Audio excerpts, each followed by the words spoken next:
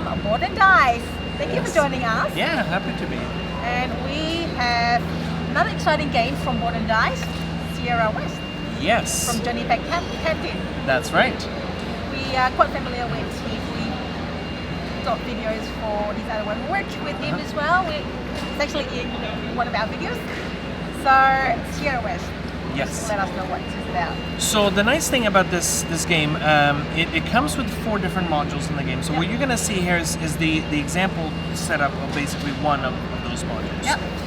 All of the modules, when you play the game, you have this central board, and it's basically, you can see there's the shape of the mountain. At the beginning of the game, this would be going all the way to the top. Yep. As the game progresses, you will be revealing cards from there. Some of the cards in this Apple Hill scenario, those will be going here at the bottom of the board. Yep. And then other cards will be revealed as the cards above them are removed.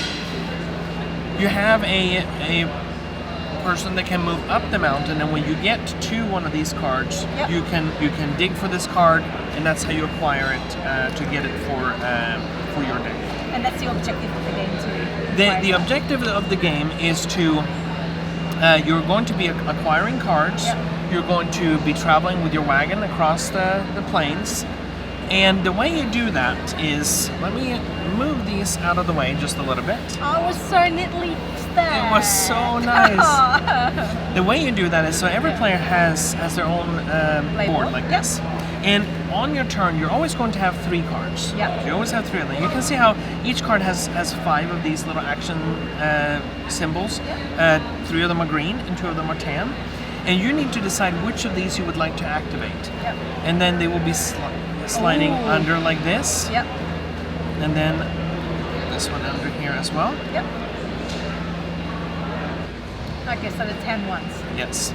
So you will be sliding them under your board, and now that creates 2 paths, one green and one tan path of different action spaces.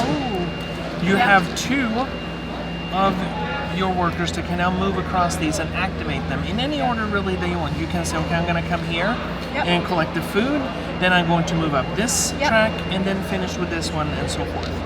Every time that you move onto one of these spaces, you collect whatever it is. You collect food, stone, wood, which are the resources in the game. But some of the other spaces also let you take certain actions. So for example, the boot symbol, that gives you the movement token so that you can move your person up the mountain, or using it to move your wagon across the plains. And then this is where you can now dig for a card to acquire it, or where you can build buildings, add them to your tableau here for special abilities. Now once your worker finishes the path, now this indicates that now you have a worker placement up here where you can place them on these cards in order to pay the resources and advance on one of 3 different tracks around the game. So there's one for food, one for wood, and one for stone. And if you're playing with the basic Apple Hill scenario, then there's one for green and red apples as well. Progressing on these is going to give you certain benefits, but then you can also see here how there are victory points at the end of the game. So if I have progressed, for example, up to this level on that track, that's worth 3 victory points. Now here's the catch. How far you have moved your wagon, that becomes the multiplier for these tracks. So if I haven't moved my wagon at all, that's times 0. Whereas if I manage to move them all the way across the plains, that's now 4 times the victory points here. So that's basically how you will be playing the game. Every turn, you have 3 cards, and you will be placing them out here in order to create a path for your workers to activate actions. You have worker placement spots. You will have special buildings that will give you certain abilities where you can assign this worker to that building after you've acquired it, which will give a bonus to the other worker as he moves across his track, and so forth. And also you will have the ability to move your wagon up here, which some of the cards that you then collect from the mountain, they will now let you spend the apples for certain other benefits. Now, sounds a bit tight, like tight Euro games where you have a lot of things to do. It's probably like not enough rounds to do everything that you want. Right, and it's and especially because when you place them out here, Yeah. you have 15 different actions, but you will only be able to get 9 of them. Oh God, that's hard. Because they're going to basically, I mean, they're going to cover up, and you only get to choose some of those actions, right? Yeah. So that's the part where you have to decide, okay, which ones do you want, as well as which order do you activate them in, because some of these spaces, these two, for example, in order to take that action, you have to pay 1 or 2 resources. Yeah. And some of them, this, for example, this is a bear that you cannot avoid unless you pay those resources. Yeah. So there's a lot of things for you to consider to make sure that you can collect the resources so that you can spend them for the worker placement spots, as well as being able to advance your wagon. Yep. Now, I said at the beginning, it comes with 4 different modules. Yep.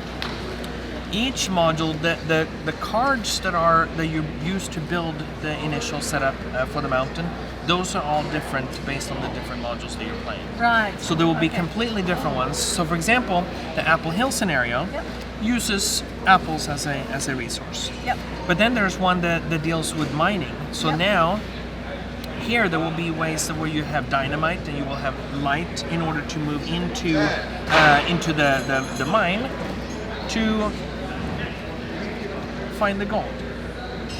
There's another scenario that uses a river. So instead of the apples, at the bottom there would instead be here where you can go panning for gold, as well as ways for you to go fishing in the river. You can come back to the market, sell that fish, and so forth. And always, however far your wagon has moved up, that determines which of these that you have access to. There's another one that deals with bandits on the American frontier and so forth. And no matter which one that you're playing, the way that you're playing it, using the 3 cards and the action programming, that stays the same, but you have different things to consider based on which of those modules that you're playing. Wow. So there are great replayability in this game with the different scenarios, with different you play with the river apples, and it sounds like the rule itself is not that difficult. It's just that strategy that you do, which one you do first, what would you put, what's the most efficient move on your turn. Yeah, sounds like my type of game. Yeah. and there's, even though there's a light deck building aspect in the cards that you acquire, but you don't shuffle your deck that many times. Instead, the cards that you acquire, you have the option of putting them directly on top of your deck so that you can use them right away. Okay. And what happened with the cards that you obtained in the previous turn? So they will go into a discard pile. So you'll probably shuffle your deck 2, maybe 3 times in the game. But otherwise, the new cards that you acquire, which is also an incentive for you to go and acquire those. Very juicy. Yeah. Very good. So is Sierra West already out in the market? No, it will be released at Gen Con, as well as then it will be available globally in October. Including Australia as well. Of course, that's really good. Well, I cannot wait to try Sierra West. Yeah. And probably do some sort of other videos for it. We look forward to it. Yeah, well, thank you so much for demoing this for us. Thank you.